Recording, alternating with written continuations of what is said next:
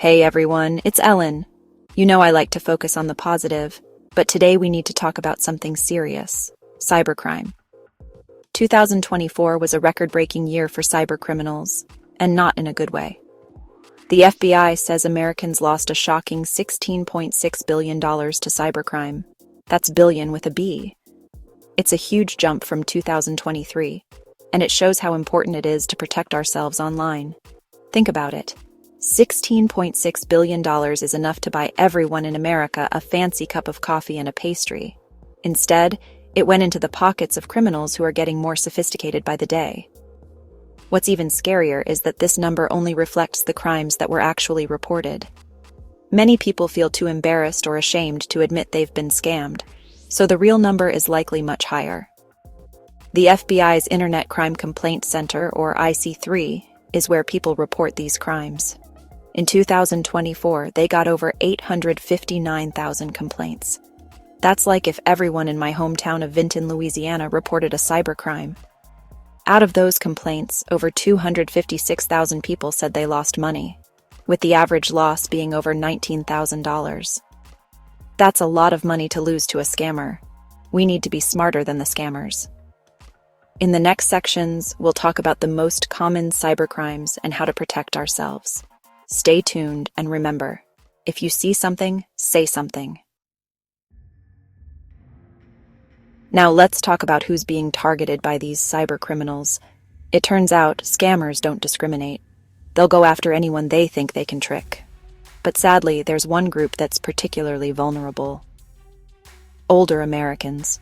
It breaks my heart to say that people over 60 filed over 147,000 complaints last year, with total losses of almost $5 billion. Think about your parents, grandparents, or that sweet older neighbor who always brings you cookies. These are the people being targeted. They might not be as tech-savvy as younger generations, and they often fall prey to scams that promise easy money or play on their emotions. It's not just about the financial losses either. Imagine the emotional toll on these seniors who've worked hard their whole lives only to be scammed out of their savings. It's heartbreaking. It's up to all of us to look out for our older loved ones and make sure they know how to stay safe online. We need to educate them about common scams, help them secure their devices, and encourage them to report any suspicious activity. Remember, a little awareness can go a long way in preventing these criminals from taking advantage of our seniors. So, what are these cybercriminals actually doing with all this money? Well, 2 words: fraud and ransomware. Fraud is like the classic con artist trickery, but moved online. Think phishing emails, fake websites, romance scams, you name it. They prey on our trust and our desire for a good deal or a loving relationship. And let me tell you, these scammers are getting good. Their emails and websites look so real, it's easy to fall for their tricks. Then there's ransomware, which is like the digital equivalent of holding your computer hostage. They lock up your files and demand a ransom to get them back. This is especially scary for businesses and critical infrastructure like hospitals and power grids. Imagine a hospital unable to access patient records or a city plunged into darkness because its power grid was held hostage by hackers. It sounds like something out of a movie, but it's happening in real life. We need to take these threats seriously and invest in strong cybersecurity measures to protect our vital institutions. Here's the thing about cybercrime: we're only seeing the tip of the iceberg. Many people don't report these crimes because they're embarrassed. They don't think anything can be done, or they don't even realize they've been victimized. And you know what's even crazier? Now the scammers are impersonating the very people trying to help.